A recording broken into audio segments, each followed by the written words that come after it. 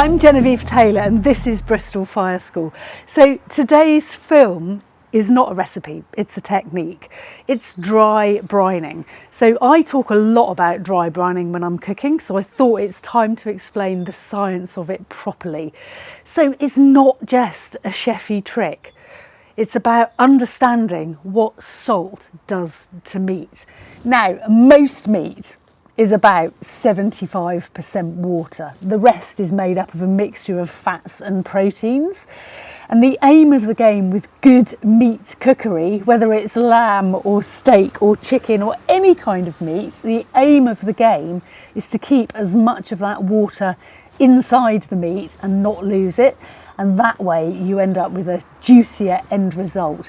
And this is where dry brining comes into its own. So the bulk of your texture in your meat comes from not water, that's pretty obvious, but it comes from the protein strands. And what you get in a bit of meat is a lot of protein strands joined together. Now, I like to think of them as a bundle of spaghetti. You've got to bear with me here, but if you imagine a single piece of spaghetti is a strand of protein, and what you get in a piece of meat, a muscle, is a lot of strands of protein that are tightly bundled together to make a muscle. So that is the structure of your meat, is these tightly bound strands of protein. So forget the spaghetti for just a second. Let me show you this. This is hanger steak or omelette, and actually it's brilliant for teaching because can you see the muscle fibres here? That is like our strands of spaghetti. You can really clearly see the lines of protein here. And how tightly these protein fibres are bound together is what determines the tenderness of the meat that you eat. When you sprinkle salt over meat, what it does is draw out a little of that water inside the meat. This creates a very concentrated salty liquid on the surface. And over time, that salty liquid moves back into the meat. Nature likes balance, so a salty outside and a less salty inside, that wants to even itself out. And here is the clever part. Let's just go back to that bundle of spaghetti a second. Just pretend this is my muscle, my tightly bound muscle. What happens is salt, just sprinkle the salt on the surface here. What the salt does is it makes that salty brine, that salty solution, and then over time, in a process called diffusion, that salty solution works its way deep, deep, deep, all the way into our muscle fibres, and it breaks the bonds between them. So what was a tightly bound bundle of muscle becomes a much more loosely bound bundle of muscle. And why that is important for cooking is this loosely bound structure, when it hits the heat, it can't squeeze up as much and contract out as much water. So therefore your meat stays more juicy. It is that simple. You get more water staying inside the meat and you don't lose as much through contraction. And as a bonus, salt, sodium chloride, is a natural flavour enhancer. It makes everything taste of more. So our steak is going to taste more steaky, beefy, and this piece of lamb is going to taste more lamby, and this chicken will taste more chickeny. You know, it works, it really works. So you get the flavour enhancing potential all the way through the meat, not just on the surface, and you get a more loosely bound protein structure that doesn't contract up on cooking, so you get a juicier end result.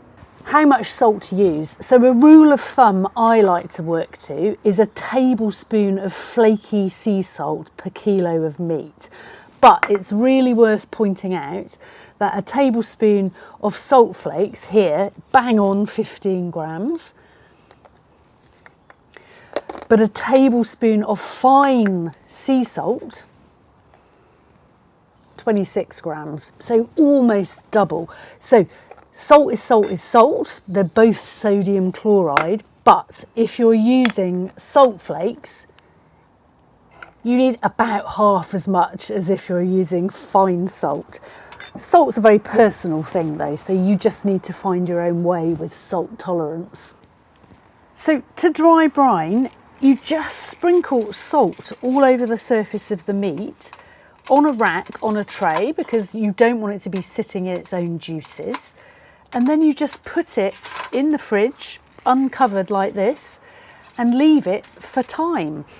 Now the amount of time will vary. Obviously this is a thinnish piece of steak. This is a whole chicken, and this is a lamb shoulder. These things are different in weight and they're different in surface area. So a chicken is going to take longer than the steak, and the lamb is probably going to take longer than the chicken. So as a minimum, I would say 2 hours is what you'd leave it for. With chicken, yes, dry brining does penetrate through the chicken skin. Chicken skin is fat, but it's also protein and water. So the salt is a water-soluble molecule. It can get through chicken skin, it just takes a bit more time. So that's one thing to consider. I would personally dry brine a chicken for about 24 hours. Something like this big lamb leg, exactly the same. The fat content here, it's not pure fat, and the salt will penetrate through it. It just takes a bit longer. So how long depends on the meat you're brining, but dry brining does work with all meats. There's no need to rinse off the salt before you cook it, because actually a dry surface is going to help encourage the browning or Maillard reaction. So no, you don't need to wash it off.